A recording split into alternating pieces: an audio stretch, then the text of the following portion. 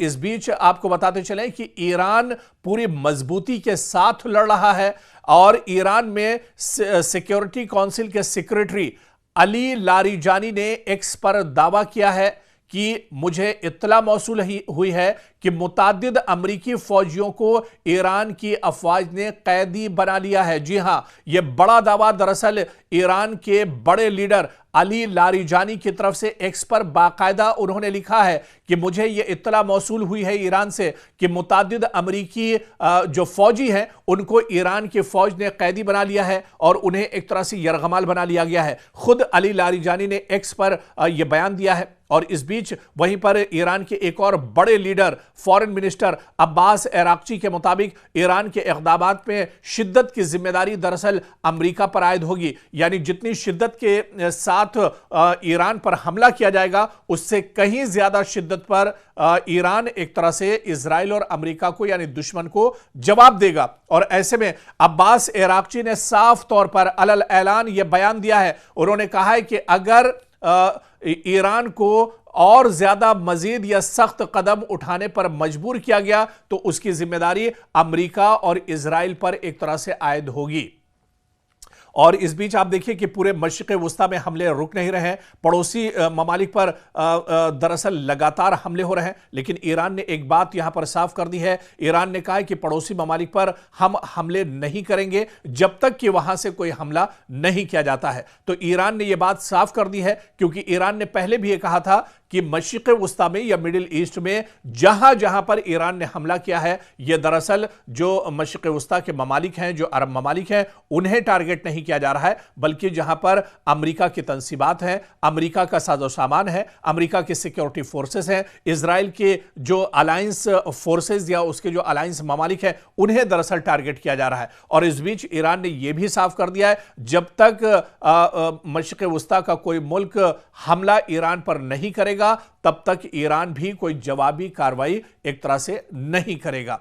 और इस बीच आपको बता दें कि डोवियर एयरफोर्स जो कि अमेरिका में आता है, यहां पर एयरबेस पर सदर डोनाल्ड ट्रंप ने ईरान के साथ कशीदगी में हलाक होने वाले अमेरिकी फौजियों की लाशों का इस्तकबाल किया है। तो अब अमेरिका एक तरह से अपने फौजियों की लाशें भी ढो रहा है। अब आप देखिए कि दुबई में जो अमेरिकी फौजी मारे गए थे, ईरान के हमले में जो अमेरिकी फौजी एक तरह से मार गिराए गए थे, अब उन अमेरिकी फौजियों की लाशें एक तरह से अमेरिका पहुंच चुकी हैं। डोनाल्ड ट्रंप ने बाकायदा एयरबेस पर पहुंचकर इन लाशों का इस्तकबाल किया है और यहां पर अमेरिकी सदर के अहलिया भी उनके साथ मौजूद थी। और अब आप देखिए कि अमेरिका को जानी नुकसान भी इस जंग में बड़े पैमाने पर एक तरह से हो रहा है।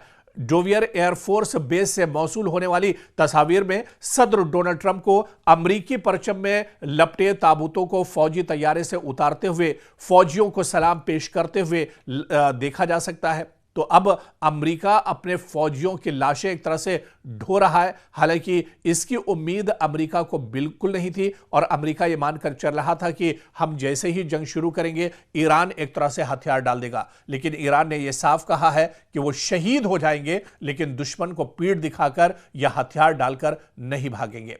और वहीं मशरिक़ वुस्ता से एक और बड़ी खबर, दुबई में मकामी इंतजामिया के मीडिया ऑफिस ने ऐलान किया है कि दुबई के एक रिहायशी की मौत मिसाइल के टुकड़े लगने से हुई है। जी हां, दुबई में एक बार फिर ईरान ने अमरीकी तंसीबात को निशाना बनाया है और मजीद तफसीलात में बताया गया है कि ये इस शख्स की मौत दरअसल उस वक्त हुई जब दुबई के दिफाई निजाम ने दुबई की तरफ बढ़ने वाले एक मिसाइल को फजा में ही तबाह कर दिया। ताहम जमीन पर उसके टुकड़े एक गाड़ी पर गिरे, जिसकी वजह से इस गाड़ी में सवार ड्राइवर हलाक हो गया।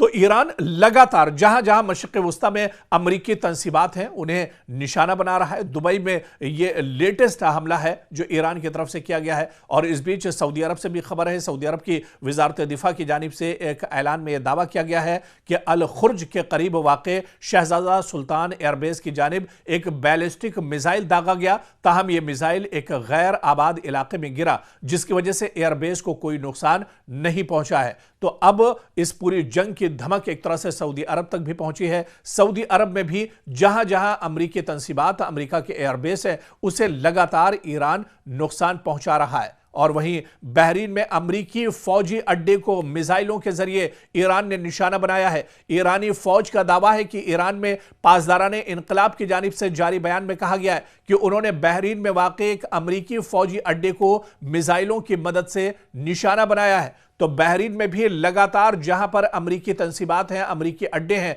अमरीकी एयरफोर्स या अमरीकी सिक्योरिटी फोर्सेस के जवान बहरीन में जहां जहां पर है, जहां पर अमरीकी अड्डे हैं, अमरीकी ठिकाना है, उन्हें बहरीन में भी ईरान लगातार निशाना बना रहा है।